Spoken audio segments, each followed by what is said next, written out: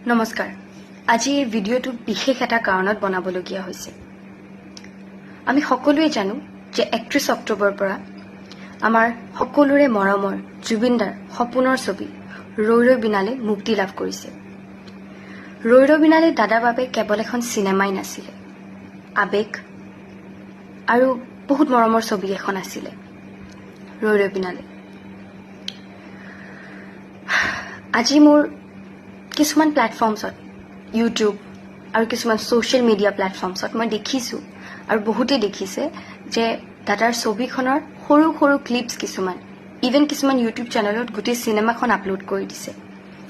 so সেই ব্যক্তিসকললৈ মোৰ এটাই প্ৰশ্ন যে আপোনালোকে এই কামটো কেনেকৈ কৰিব পাৰিলে আপোনালোকৰ মনত সেই প্ৰশ্নটো নাহিলনে